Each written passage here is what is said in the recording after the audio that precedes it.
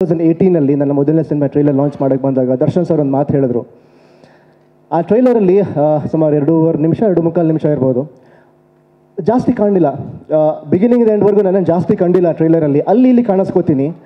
ಅಲ್ಲಿ ನೋಡ್ಬಿಟ್ಟೆ Darshan sir Kannada film ಇಂಡಸ್ಟ್ರಿಗೆ ಯಾರೋ ಹೊಸ ಹೀರೋ ಎಂಟ್ರಿ ಆಗಿದ್ದಾರೆ, ಅವ್ರು ಒಳ್ಳೇದಾಗಲಿ, all the best, screen presence ಎಲ್ಲ ಚೆನ್ನಾಗಿದೆ ಅಂತ ಒಂದು ಹೇಳಿ ನನ್ನ ಕಾನ್ಫಿಡೆನ್ಸ್ ಲೆವೆಲ್ಲು ಅವತ್ತಿನ ದಿನ ಜಾಸ್ತಿ ಮಾಡಿದರು 2018. ಅವತ್ತು ಸರ್ ಕೊಟ್ಟಂಥ ಕಾನ್ಫಿಡೆನ್ಸ್ ಇವತ್ತವರೆಗೂ ಕಮ್ಮಿ ಆಗಿಲ್ಲ.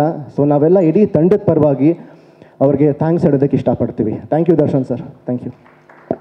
ನನ್ನ ಪಾತ್ರ ಅಕ್ಷರ ಅಂತ ಕಾಣಿಸ್ಕೊಂಡಿದ್ದೀನಿ ಚಿತ್ರದಲ್ಲಿ. ಸೊ ತುಂಬ ಸಾಫ್ಟ್ ಸ್ಪೋಕನ್ ಗರ್ಲ್. ಅದರಲ್ಲಿ ತರಲೆ ಏನೂ ಮಾಡಲ್ಲ.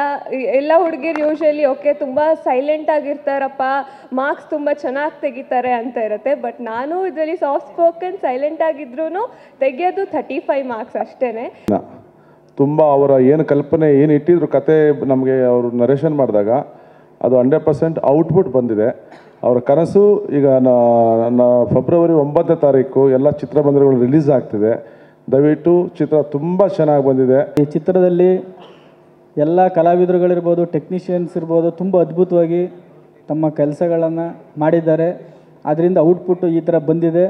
ಅಷ್ಟು ಔಟ್ಪುಟ್ ಬರೋದಕ್ಕೆ ನಮ್ಮ ಪ್ರೊಡ್ಯೂಸರ್ ಮತ್ತೊಮ್ಮೆ ಹೇಳ್ತಾ ಇದ್ದೀನಿ, 100ಕ್ಕೆ 101% ಬೆನ್ನೆಲುಬಾಗಿದ್ದರು. ನಾವು ಏನೇನು ಕೇಳ್ತೀವಿ ಎಲ್ಲಕ್ಕೆ ತುಂಬ ಥ್ಯಾಂಕ್ಸ್. ನಾನು ಡಿ ಬಾಸ್ ಅಭಿಮಾನಿ, ಅವ್ರಿಗೆ ಥ್ಯಾಂಕ್ಸ್ ಹೇಳ್ತೀನಿ. ಬರೋಕ್ಕಾಗಿಲ್ಲ, ಇನ್ನೊಂದು ನಾನು ನೋಡೋಣ.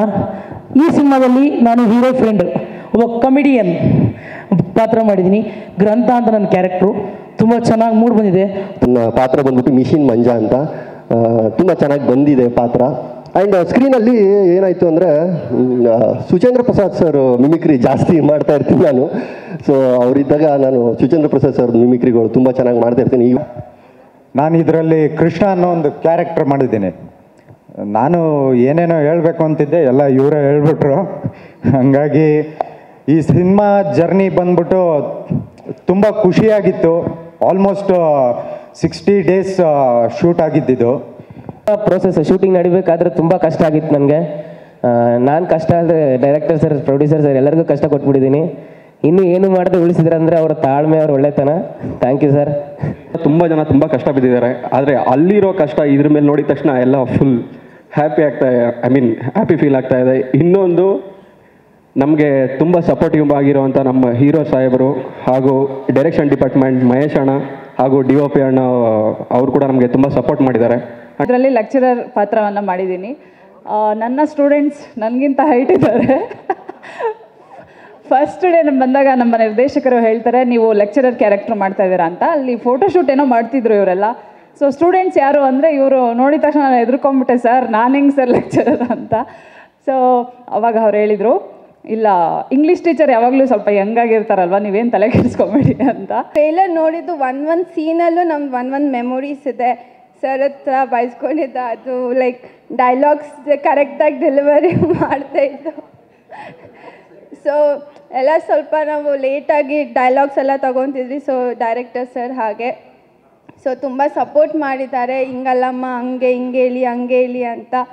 And thank you so much for ಮೊದಲನೇ ಚಿತ್ರ. So I was very scared, ನನಗೆ ಹೆಂಗಿರುತ್ತೆ ಏನು ಅಂತ. ಬಟ್ ಇಲ್ಲಿ ಬಂದಮೇಲೆ ಇದು ನಿಜವಾಗ್ಲೂ ಎಲ್ಲರೂ ಒಂದು ಎಷ್ಟು ಚೆನ್ನಾಗಿ ಟ್ರೀಟ್ ಮಾಡಿದ್ರು ಅಂದರೆ, ನಾನು ಇನ್ನೂ ಈ ಮೂವಿಲಿ ನಾನು ಈ ಪ್ಲ್ಯಾಟ್ಫಾರ್ಮಲ್ಲಿ ಇರಬೇಕಾ ಇಲ್ವಾ ಅನ್ನೋ ಒಂದು ಡೌಟಲ್ಲಿ ಇಟ್ಕೊಂಡು ಬಂದಿದ್ದೆ. ಬಟ್ ಈ ಟೀಮ್ ಜೊತೆ ವರ್ಕ್ ಮಾಡಿ ಇಲ್ಲೇ ಕಂಟಿನ್ಯೂ ಮಾಡಬೇಕು ಅನ್ನೋ ಒಂದು ಆಸೆ ಹುಟ್ಟಿದೆ. ಸೊ ನನ್ನ ಇಡೀ ಚಿತ್ರತಂಡಕ್ಕೆ ಥ್ಯಾಂಕ್ ಯು ಸೋ ಮಚ್. ಇಲ್ಲಿ ನಡೆದಿರುವಂಥ ಎಲ್ಲ ಕಲಾವಿದರುಗಳಿಗೆ ನಮಸ್ಕಾರ. KV ಶ್ರೀಧರ್ ಅವರು ಇಲ್ಲೇ ಇರಬಹುದು. ಬಂಧುಗಳೇ, ಈ ಸಿನಿಮಾ ಅತ್ಯುತ್ತಮವಾಗಿ ಮೂಡಿ ಬರ್ತಾ ಇದೆ. ನಾನು ಇದರಲ್ಲಿ ಒಂದು ನ್ಯಾಯಾಧೀಶರ ಒಂದು ಪಾತ್ರವನ್ನು ಮಾಡಿದ್ದೀನಿ. ಅದಕ್ಕೆ ನಮ್ಮ ರಘು ಸರ್ ಅವರು ಅವಕಾಶ ಮಾಡಿಕೊಟ್ಟಿದ್ರು. ಈ ಜಸ್ಟ್ ಪಾಸ್ ಅನ್ನೋದು ನನ್ನ ಲೈಫಲ್ಲಿ ಕೂಡ ತುಂಬ ಬೆಸ್ಟ್ ಪಾಸ್ ಇದು. ಯಾಕಪ್ಪ ಅಂದರೆ ಇದರಲ್ಲಿ ಒಂದು ಇನ್ಸಿಡೆಂಟ್ ಇದೆ. ನಾನು SSLC ಮೇನ್ ಎಕ್ಸಾಮಲ್ಲಿ ಫೇಲ್ ಆದಾಗ ನೆಕ್ಸ್ಟ್ ಸಪ್ಲಿಮೆಂಟ್ರಿ ಕಟ್ಟಿದಾಗಲ ಕೂಡ ನಾನು 35 ತೊಗೊಂಡೆ ಪಾಸ್ ಆಗಿದೆ, ಅದು ಮ್ಯಾಥ್ಸು.